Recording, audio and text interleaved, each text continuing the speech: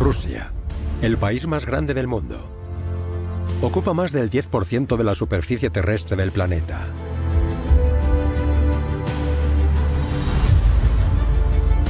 Del Océano Ártico al Cáucaso.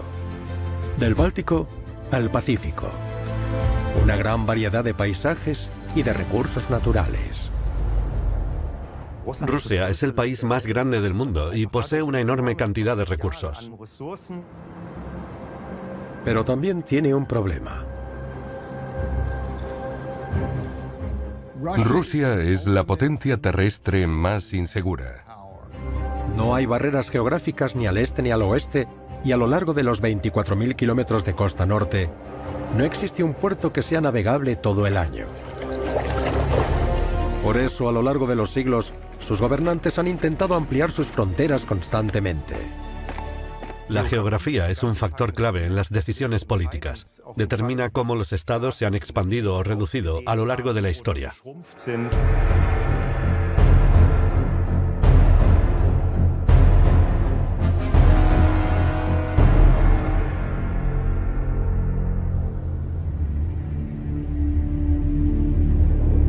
Rusia es una nación inmensa. Se extiende por 2 continentes, Europa y Asia.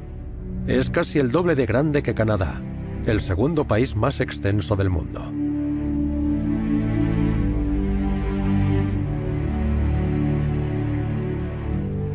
Entre sus fronteras este y oeste hay una diferencia horaria de 10 horas. Cuando sale el sol en el oeste del país, ya se ha puesto en el este. Rusia limita con 14 países y con 4 mares. El Océano Ártico, el Pacífico al este y el Mar Negro y el Caspio al suroeste. Rusia es una potencia terrestre que no tiene fronteras naturales y por eso siempre se siente insegura, lo que la hace ser agresiva. Con 144 millones de habitantes, Rusia es el país más poblado de Europa. Sin embargo, la densidad media es de solo 8 personas por kilómetro cuadrado. Solo en el oeste vemos grandes aglomeraciones urbanas. Allí, el clima y la tierra favorecen la agricultura. El este, en cambio, está poco poblado y condicionado por el permafrost y un clima gélido. Allí se extiende la taiga rusa, el mayor bosque continuo del planeta. Su madera es uno de los muchos recursos de Rusia. ¿Cómo ha moldeado la geografía al país y a su gente? ¿Y qué impacto ha tenido en su política y su historia?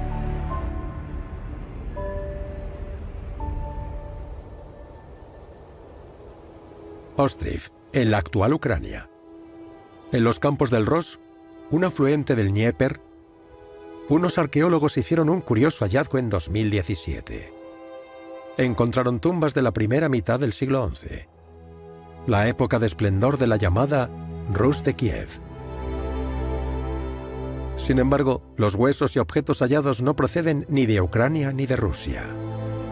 Además, las tumbas no están orientadas de oeste a este, como dicta la tradición cristiana de la región. Los cuerpos yacen con la cabeza hacia el norte, según la tradición báltica, procedente de regiones a más de 1000 kilómetros de distancia. En investigaciones posteriores, los arqueólogos descubrieron que estos cuerpos proceden de Escandinavia y los países bálticos. A lo largo de los años, se han hallado tumbas similares en las fértiles riberas de los ríos rusos. Son una prueba de que no solo ha habido presencia humana durante más de 1000 años, sino también un intenso intercambio facilitado por la gran red fluvial del país. Las vías fluviales eran fundamentales. Eran la forma más sencilla de transportar cosas y viajar de una manera mucho más fácil que por tierra, ya que no había carreteras como las entendemos hoy en día.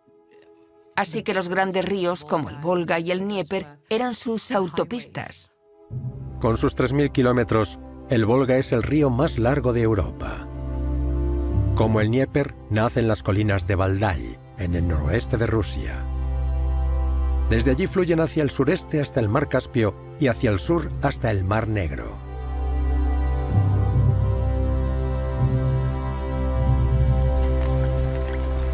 Tribus eslavas se asentaron a lo largo de estos ríos a partir del siglo VI.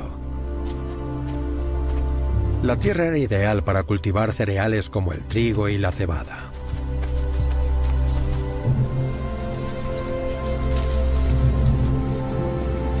Ya en el siglo VIII, los vikingos convirtieron el Volga y el Dnieper en rutas comerciales muy transitadas.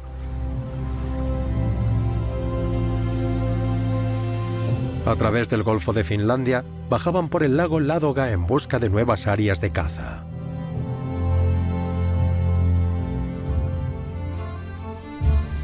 Tanto ellos como los eslavos locales fabricaban prendas de gran calidad con pieles de marta, armiño y visón.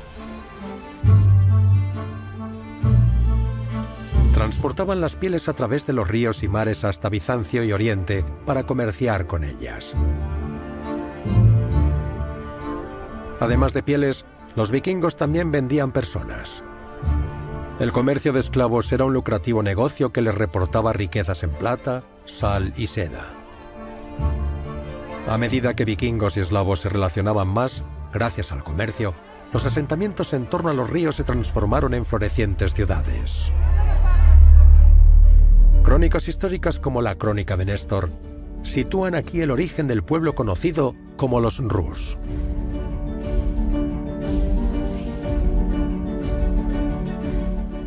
Las primeras menciones de los Rus datan del siglo IX y la más antigua que conservamos procede de un escritor de Europa occidental. Pero también hay fuentes árabes de la misma época, de los años 840 y 850, que mencionan a los Rus como Al-Rusia. El nombre Rus proviene del nórdico antiguo Ros, que significa remar. Según la leyenda, al principio, las tribus eslavas intentaron expulsar a los vikingos, pero luego no lograron gobernarse entre ellos y acabaron enfrentados en constantes guerras. Según se cuenta, pidieron un príncipe a los vikingos, Rurik, a quien los eslavos del lago Ládoga se sometieron y ofrecieron tributos. Rurik fundó la ciudad de Novgorod. Sus descendientes gobernarían Rusia como la dinastía rúrica hasta el siglo XVI. Fuentes escritas relatan los contactos entre escandinavos y Rus. Sabemos que muchos relatos están rodeados de leyenda, pero contienen elementos que son ciertos, cuentan la historia, pero también buscan que sea una buena historia. En sus orígenes, los Rus eran poco más que una confederación de principados. Se asentaron a lo largo del Dnieper, con Novgorod y Kiev como centros principales. A finales del siglo IX se unieron para formar el Estado de la Rus, con Kiev estratégicamente situada como su capital.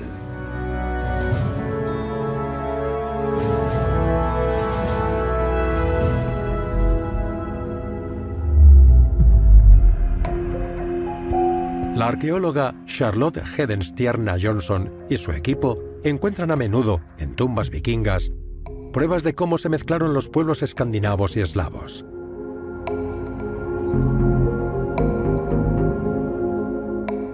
Para mí, los Rus son, sobre todo, una cultura. No importaba si uno era eslavo o no.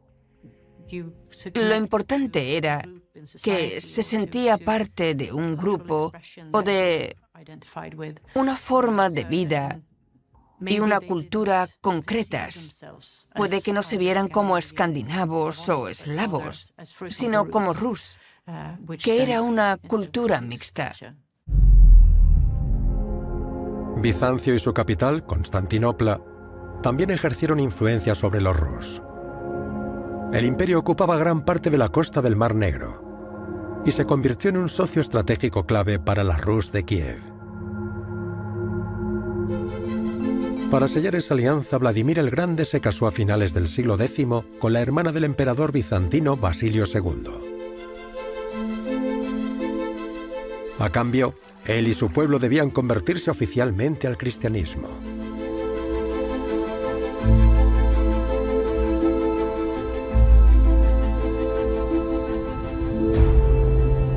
La nueva fe consideraba el poder del Estado como algo otorgado por Dios. Para Vladimir fue una herramienta clave de poder y sentó las bases de una estrecha relación entre Iglesia y Estado.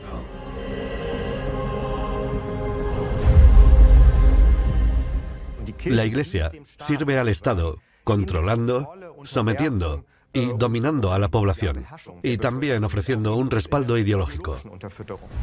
El Dnieper y el Volga se convirtieron en pilas bautismales naturales a las que Vladimir obligaba a sus súbditos a entrar.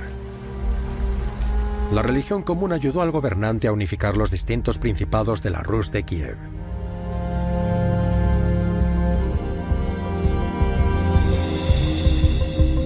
Pero tras su muerte, la recién creada unidad se desmoronó. Durante los siguientes 200 años, los príncipes de la Rus se enfrentaron entre sí.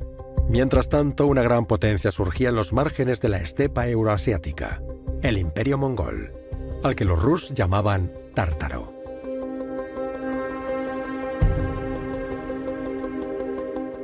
Todo cambió con la invasión mongola de 1240. A causa de ello no hay una continuidad entre la época vikinga y lo que vemos hoy. Bajo el mando de Batukán, los mongoles sometieron a la Rus de Kiev y fundaron el Kanato o señorío de la Horda de Oro. Los 2 siglos siguientes quedaron grabados en la memoria nacional rusa como la época del yugo tártaro. Los nuevos gobernantes exigieron tributos y se adueñaron de rutas comerciales clave. Así llegó a su fin la era dorada de la Rus de Kiev. Este periodo sigue siendo, aún hoy, políticamente delicado y controvertido. Rusia lo considera el origen de su nación. En cambio, Ucrania y Bielorrusia reconocen la Rus de Kiev como el nacimiento de una cultura independiente. El control de la historia forma parte de cualquier guerra. Una de las razones por las que esta historia es tan importante es porque tenemos la crónica primaria, un documento que afirma contar la historia de los Rus, los príncipes de Kiev y los hechos posteriores.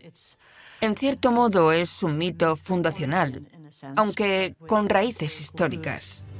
La Horda de Oro cambió las reglas del juego entre los Cárpatos y los Urales. En el oeste, la debilitada Rus de Kiev perdía territorios frente a Polonia y Lituania. Pero en el siglo XIV, bajo la protección de sus densos bosques, comenzó el ascenso de Moscú. Sus gobernantes, bajo dominio mongol, la transformaron en un gran ducado y fueron conquistando cada vez más tierras. En 1480, el gran duque de Moscú, Iván III, logró finalmente derrotar a los mongoles y deshacerse del yugo tártaro. Bajo su mandato, Moscú se convirtió en el centro del Imperio ruso. Su tarea más urgente era asegurar el suministro de alimentos para una población en aumento. Al principio, el Gran Ducado de Moscú era una zona relativamente pequeña que necesitaba ampliar sus tierras cultivables, ya que solo se podían asegurar 2 o 3 rotaciones de cultivos, y la tierra perdía rápidamente su fertilidad. En 1547, el nieto de Iván III fue coronado como zar de Rusia. Siguiendo la tradición de los césares romanos, Iván IV declaró Moscú la tercera Roma y el centro del cristianismo ortodoxo.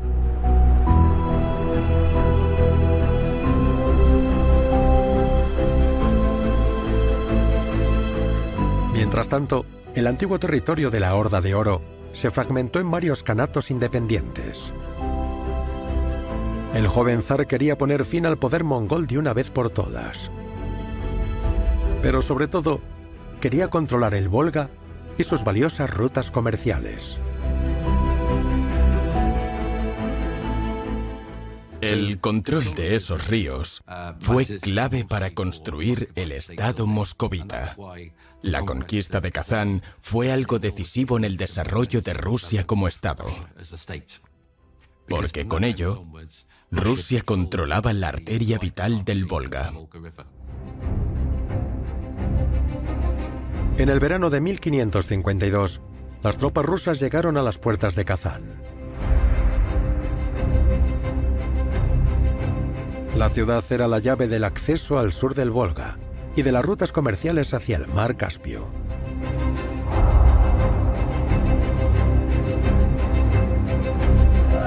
Tras semanas de asedio, las tropas de Iván IV tomaron la ciudad con arietes y cañones y masacraron a gran parte de la población.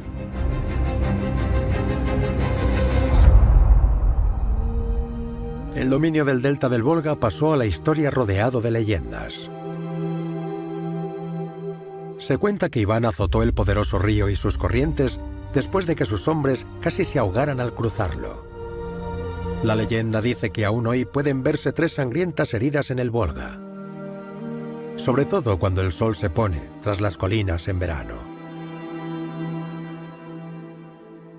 La conquista de Kazán tuvo consecuencias de gran alcance. Abrió el camino hacia el este, hacia la llanura siberiana. En el norte, esta se funde con la tundra. Allí, el permafrost mantiene el suelo helado todo el año, lo que impide la práctica de la agricultura. En el sur, los vastos bosques de coníferas de la taiga atraen por su riqueza en madera, pieles y recursos minerales. Sin embargo, las temperaturas de hasta 40 grados bajo cero frenaron la expansión rusa. Y a eso se sumaban los ataques de los kanatos siberianos. Rusia es un estado de gran extensión que surgió como imperio mediante la colonización de sus territorios vecinos.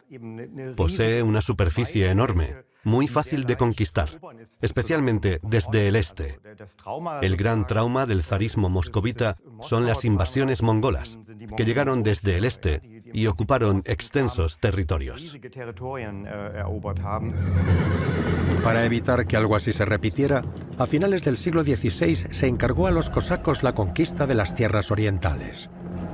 Estas unidades de caballería y campesinos armados actuaban de forma autónoma en las zonas fronterizas, aunque también luchaban junto a Rusia cuando compartían objetivos. Uno de ellos fue Yermak Timofeyevich. Sus benefactores, la familia Stroganov, era una de las familias más ricas de Rusia. Timofeyevich debía conquistar Siberia para ellos.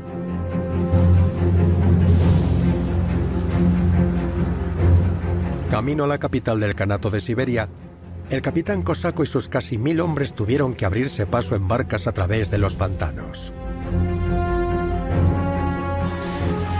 Pero su experiencia y sus modernas armas de fuego les dieron la victoria. Timofeyevich regresó a Moscú con un gran botín.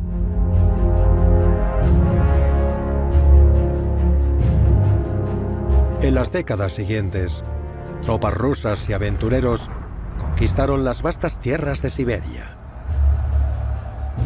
Se sometió tanto a los kanatos que quedaban como a la población indígena. Y las riquezas obtenidas financiaron la expansión del Imperio ruso hacia el este. Esta expansión desde el corazón del país se debió a varios motivos. En parte, a la necesidad de protegerse de los guerreros de las estepas durante la Edad Moderna, pero también al interés por los recursos y la productividad. Pero mientras Iván IV lograba expandir su imperio hacia el este, la geografía rusa mostraba su debilidad en el oeste. Rusia tenía puntos vulnerables. El este, por donde invadieron los mongoles y donde, con Iván el Terrible, se conquistó una enorme extensión de territorio. Y el oeste, la parte europea, que fue el siguiente objetivo de la expansión. Salvo por los Urales, entre los Cárpatos en el oeste y Siberia en el este, no hay grandes diferencias de altitud. así que apenas existen fronteras geográficas. La supremacía en el mar Báltico también estaba en disputa.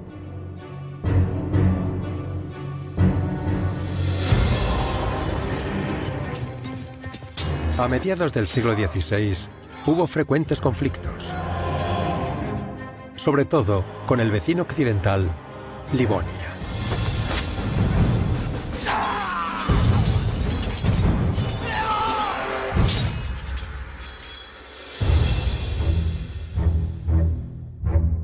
En aquella época, Livonia abarcaba partes de la actual Estonia y Letonia, así como la costa báltica.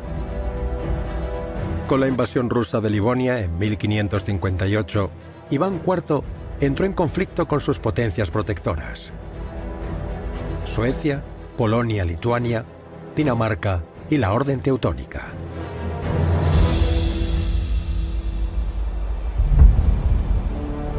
Iván estaba dispuesto a pagar un alto precio por acceder al Báltico, ya que ello prometía un comercio más rápido y posible durante todo el año.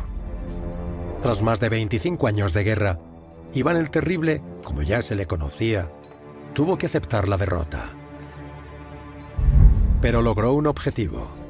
Rusia llamó la atención de las potencias europeas. Esto se convirtió en un problema a comienzos del siglo XVII, cuando el heredero de Iván, Fiódor I, murió sin descendencia. El joven imperio zarista se quedó sin monarca. Mientras las familias nobles rusas luchaban por el trono, las guerras con Suecia y Polonia-Lituania provocaban caos y destrucción en el oeste. Este periodo tumultuoso, llamado Smuta, dejó una profunda sensación de inseguridad y vulnerabilidad en la memoria colectiva rusa. Una de las paradojas de la historia rusa es que, desde fuera, a menudo se la ve como una potencia agresiva, codiciosa y en constante expansión. Si uno mira el mapa, se ve que conquistó muchos territorios ajenos e integró poblaciones enteras. Pero los rusos se ven vulnerables, expuestos por todos los flancos. Solo la coronación del primer zar de la dinastía Romanov y los tratados de paz con Suecia y Polonia-Lituania pusieron fin al caos. Los Romanov lograrían mantener unido aquel inmenso país durante los siguientes 300 años. En 1697, un joven Piotr Alexeyevich Romanov, de 25 años, viajó por Europa. Pasaría a la historia como Pedro el Grande. En los astilleros de Prusia, Livonia y Holanda, aprendió las técnicas de construcción naval europeas y decidió llevar a cabo la gran visión de Iván IV: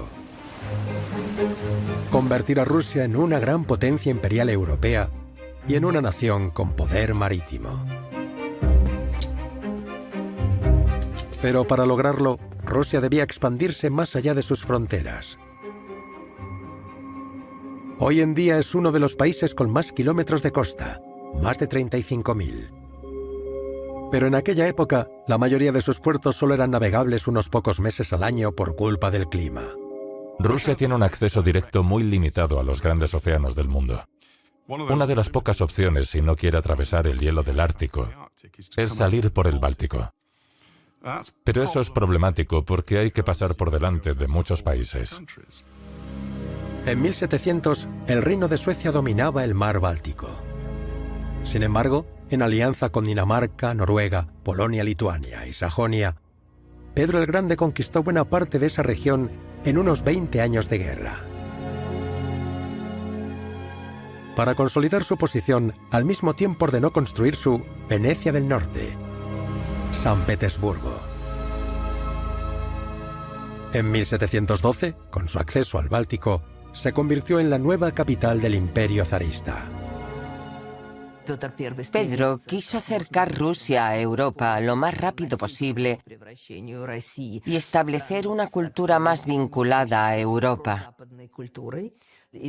En aquel momento, el acceso al mar era un elemento importante para él y para su imperio.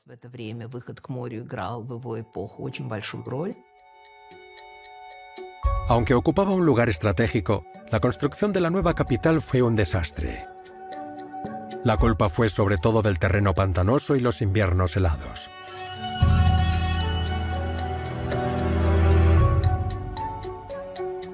Durante su construcción, decenas de miles de siervos y prisioneros de guerra murieron de frío, enfermedades y hambre.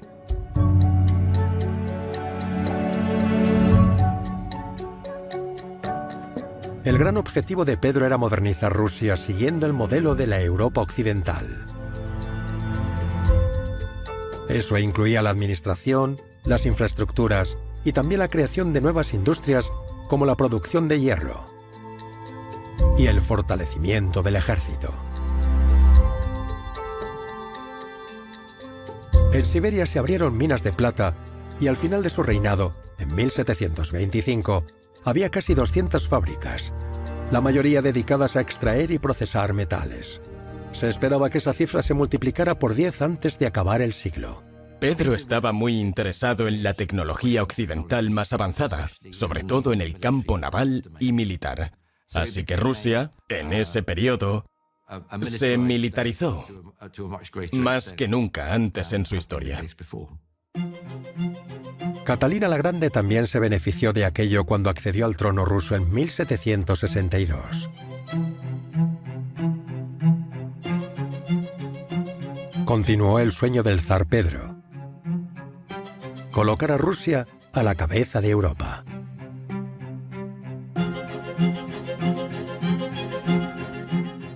Catalina fue, como ningún gobernante antes que ella, quien se propuso con firmeza convertir a Rusia en una potencia europea respetada. Y para lograrlo, era clave ganar territorio en Polonia, en las fronteras occidentales, pero también en el sureste.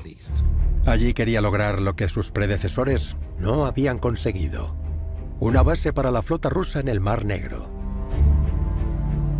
El oponente era el Imperio Otomano.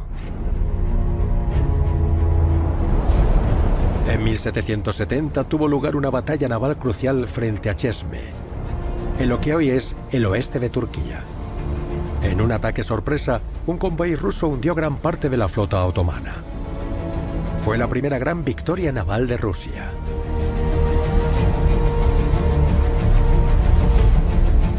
Durante los siguientes años, Catalina conquistó amplias zonas de la costa del Mar Negro y anexionó Crimea en 1783. La península había estado habitada por tártaros durante siglos y pertenecía desde hacía tiempo al Imperio Otomano.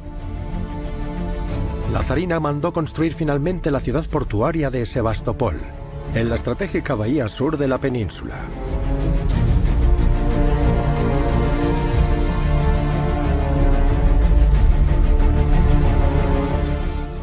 Crimea es muy importante geopolíticamente porque es, en esencia, la cabeza de puente hacia el Mar Negro. Si dominas Crimea, dominas el Mar Negro.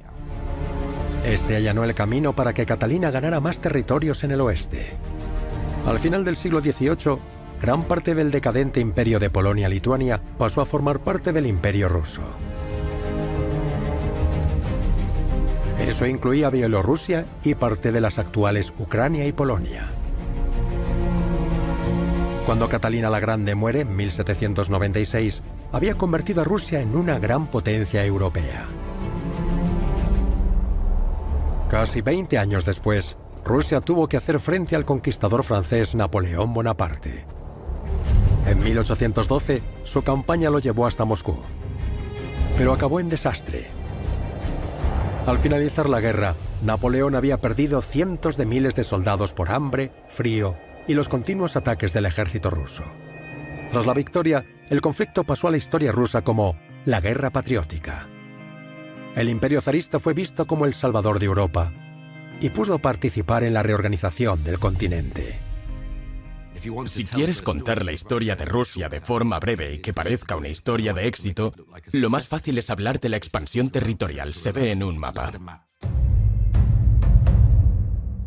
A finales del siglo XIX, el Imperio ruso alcanzó su máxima expansión con casi 23 millones de kilómetros cuadrados. Pero a pesar de sus éxitos militares, seguía siendo un estado básicamente agrario. Mientras la industrialización transformaba Europa, Rusia se enfrentaba a un enorme desafío. En el norte y el este, la madera y las pieles habían sido siempre los productos más importantes para el comercio y la explotación. La agricultura, en cambio, se concentraba en el oeste, donde la tierra era especialmente fértil.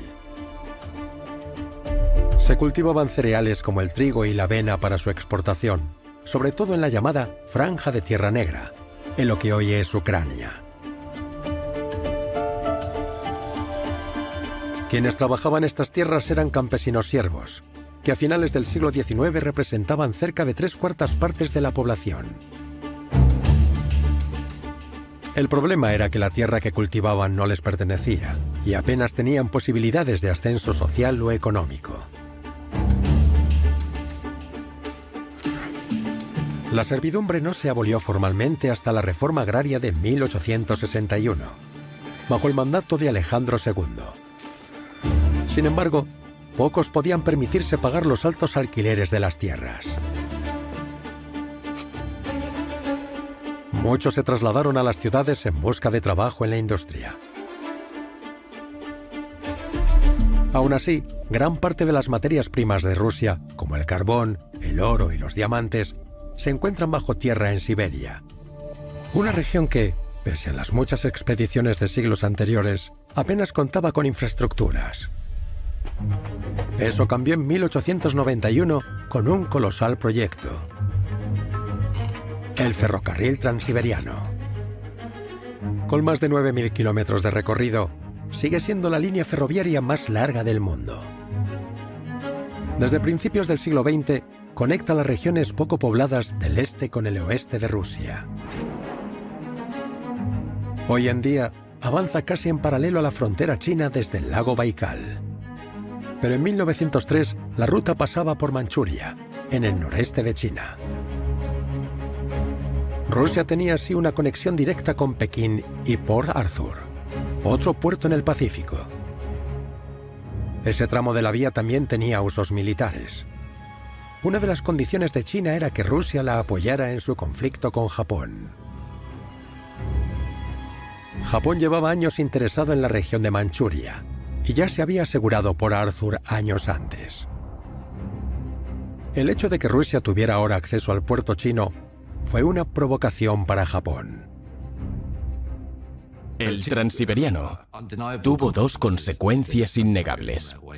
Una fue que aceleró la ya de por sí muy intensa migración de campesinos y colonos desde la Rusia europea hacia esa región.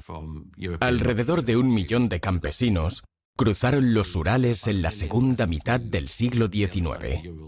La otra, mucho menos deseada desde el punto de vista del Estado ruso, fue que esta línea férrea contribuyó a provocar una gran guerra para la que Rusia no estaba preparada. El conflicto escaló dando lugar en 1904 a la guerra ruso-japonesa. El gigante fue derrotado por el Estado insular y Rusia tuvo que retirarse de Manchuria.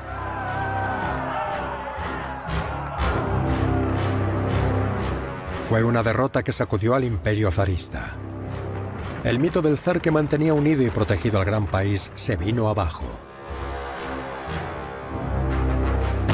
Cuando estalló la Primera Guerra Mundial en Europa, la debilidad industrial de Rusia, pese a todos sus avances, se convirtió en su talón de Aquiles. El mal equipamiento y los problemas de abastecimiento provocaron grandes pérdidas en su ejército.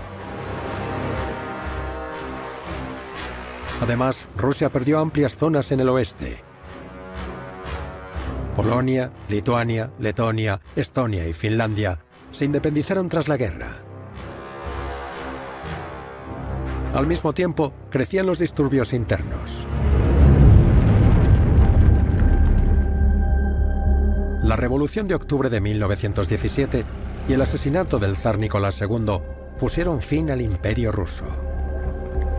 Fue sustituido por una Rusia soviética comunista bajo el mando de Lenin.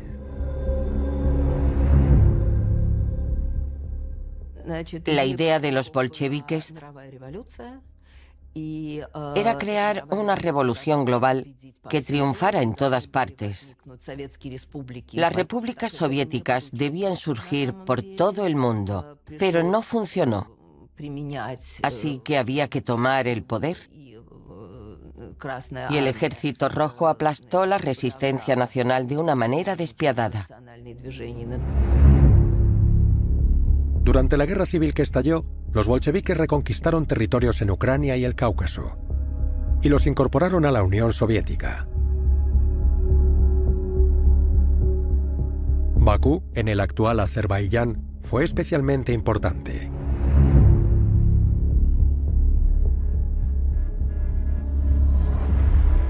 Allí se había descubierto petróleo a mediados del siglo XIX.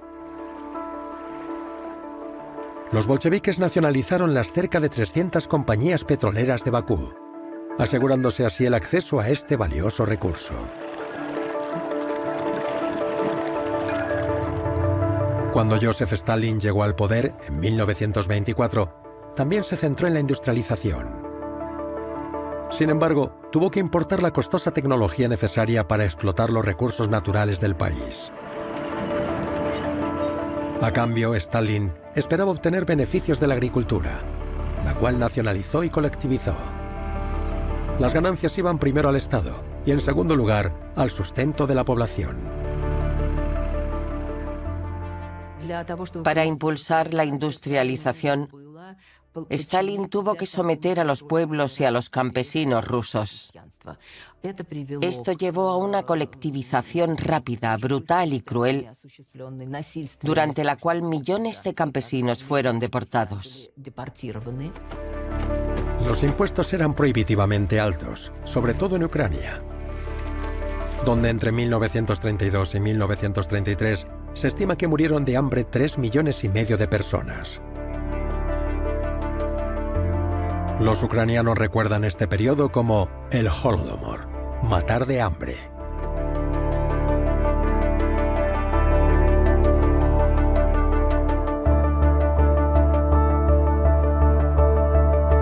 Quien se resistía al duro régimen de Stalin acababa en campos de trabajo, los llamados gulags. Millones de personas fueron deportadas, muchas de ellas a Siberia, donde trabajaban en condiciones extremas, extrayendo recursos naturales.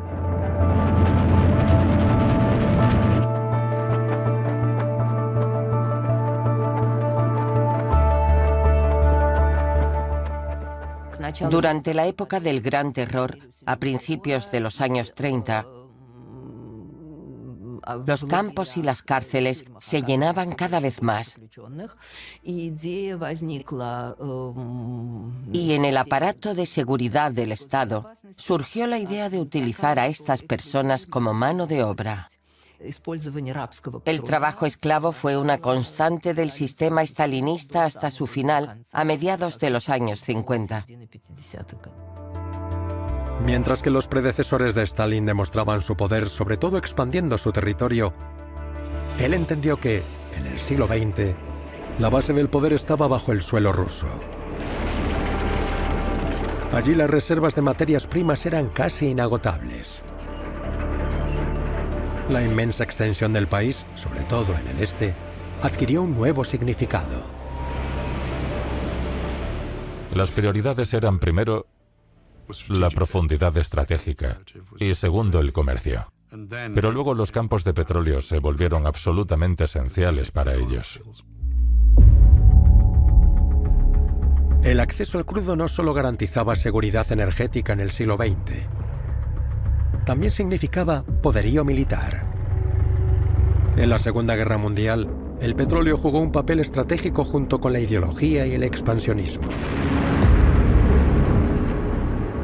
Cuando Hitler invadió la Unión Soviética en 1941, su ofensiva no solo se dirigió a San Petersburgo, Moscú y Volgogrado, también a los pozos petrolíferos de Bakú. Pero como Napoleón, Hitler fracasó ante la inmensidad y el clima de Rusia. Todos esos países, Suecia, Polonia, Francia, Alemania, lo intentaron. Pero ninguno logró ir más allá de Moscú, porque la distancia era enorme y hace mucho frío. En Rusia, la Segunda Guerra Mundial fue denominada la Gran Guerra Patria. Una vez más, el país se presentó como el Salvador de Europa. En 1945, Stalin participó en la configuración del futuro del continente durante la Conferencia de Yalta. Como resultado, la Unión Soviética se aseguró Letonia, Lituania y Estonia en el oeste. Estados como la República Democrática Alemana, Polonia, Checoslovaquia, Hungría, Bulgaria y Rumanía se convirtieron de facto en estados vasallos.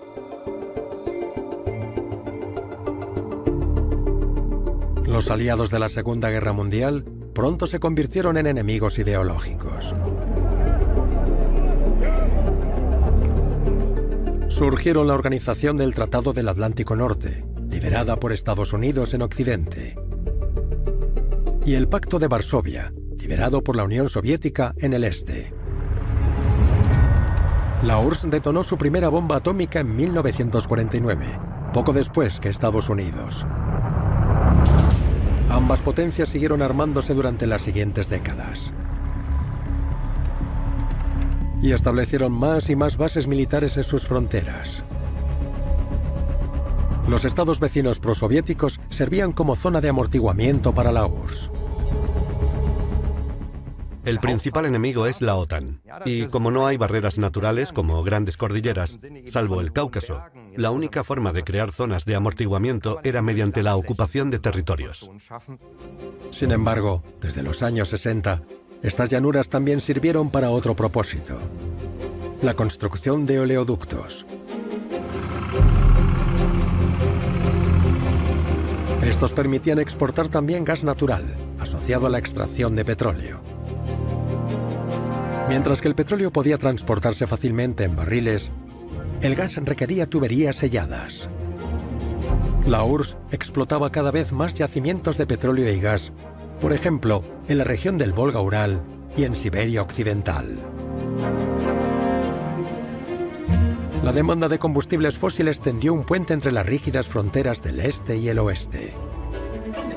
Existe una imagen, un estereotipo de la Unión Soviética como un país aislacionista o autosuficiente, que no quería tener relación económica con el resto del mundo, pero eso dista mucho de la realidad.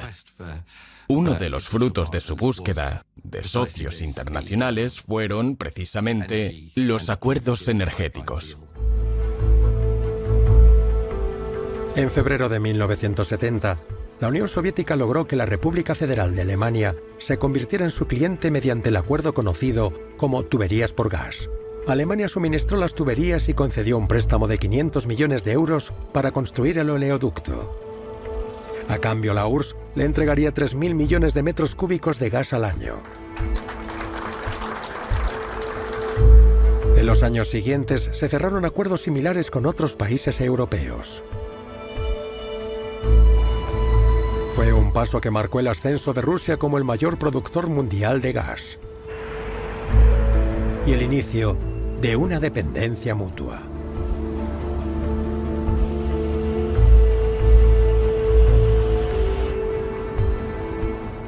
Sin el petróleo y el gas, Rusia no sería una gran potencia. Rusia es una superpotencia gracias al combustible fósil. Tras la caída de la Unión Soviética en 1991, Rusia no solo tuvo que enfrentarse al reto de posicionarse en el mercado global, sino también al de redefinir su papel geopolítico. Numerosos estados del oeste y sur de Rusia declararon su independencia. Crimea, de gran importancia estratégica, pasó a formar parte de Ucrania. El problema es que Rusia quería conservar Sebastopol como base naval. Ambos países llegaron a un compromiso con el Tratado Naval de 1997. Rusia alquilaría las instalaciones portuarias y, a cambio, Ucrania recibiría descuentos en el gas natural. Un trato beneficioso para ambos, hasta que a partir del año 2000, más y más países del este de Europa se unieron a la OTAN. El actual presidente, Vladimir Putin, considera esto una amenaza para Rusia. Otros países, especialmente Estados Unidos, imponen sus normas a los demás. Han sobrepasado los límites en todos los ámbitos. Esto afecta tanto a la política como a la economía. Rusia sabe que si Ucrania ingresa en la OTAN o en la Unión Europea, dejaría de ser un imperio europeo y pasaría a ser un imperio euroasiático o incluso solo asiático. Putin creyó poder evitar eso con la anexión rusa de Crimea en 2014 y el ataque a Ucrania en 2022. Tras años de desarme nuclear desde el final de la Guerra Fría, ahora amenaza a Occidente con el uso de armas nucleares. Putin no solo instrumentaliza la historia, sino que la convierte en propaganda de un pasado glorioso idealizado. En ese pasado, Rusia aparece como un país rodeado de enemigos por todas partes. Por eso ahora intenta recuperar su influencia sobre esos países por todos los medios posibles.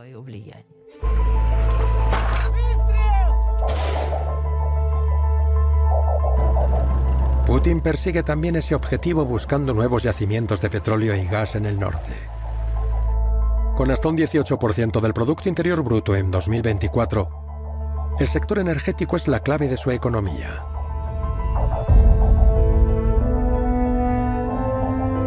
Rusia es el estado con más kilómetros de costa en el Ártico y posee un inmenso territorio en esa región. En los años 80, Rusia y otros 4 países acordaron mantener el Ártico libre de conflictos. Los acuerdos establecían zonas económicas exclusivas de 200 millas náuticas en el Océano Ártico. Pero las condiciones han cambiado. Hasta ahora, las costas árticas rusas solo eran navegables unos pocos meses al año.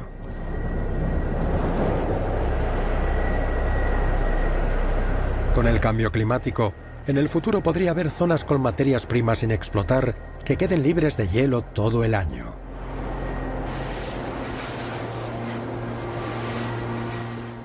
Los ricos recursos que atesora la zona del Ártico son la razón por la que Rusia considera esta región su base nacional de recursos.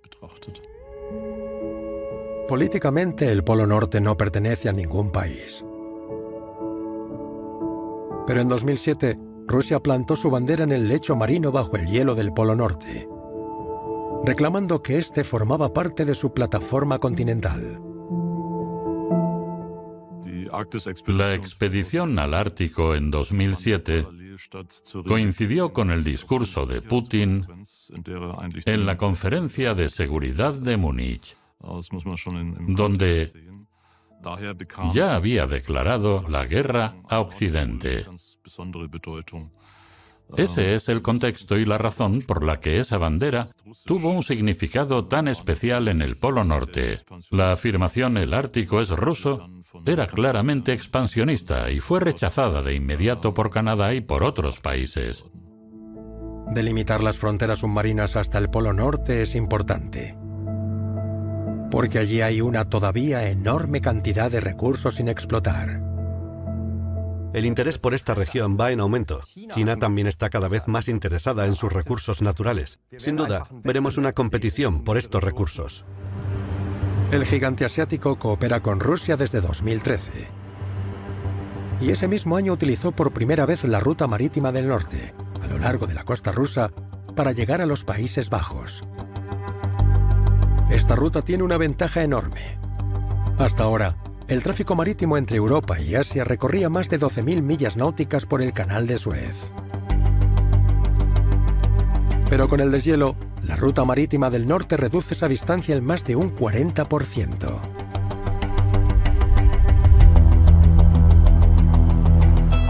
China también financia varios proyectos para ampliar la infraestructura del gas ruso.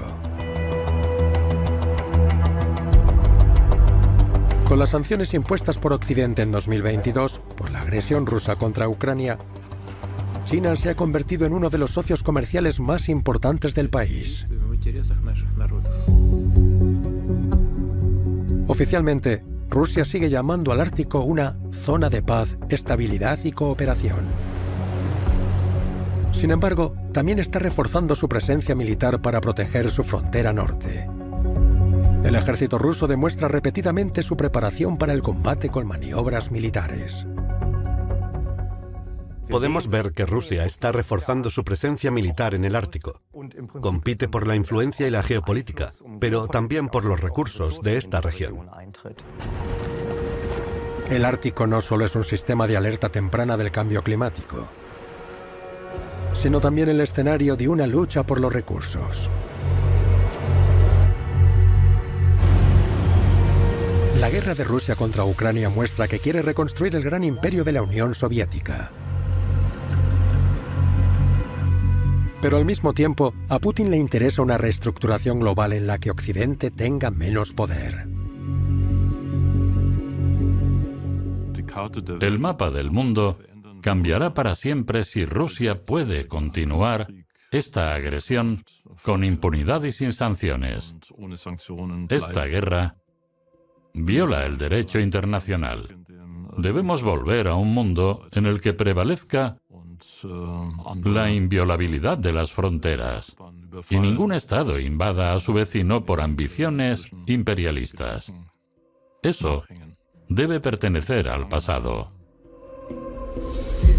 A pesar de su tamaño y su riqueza en recursos, Rusia sigue viéndose amenazada por sus debilidades geográficas.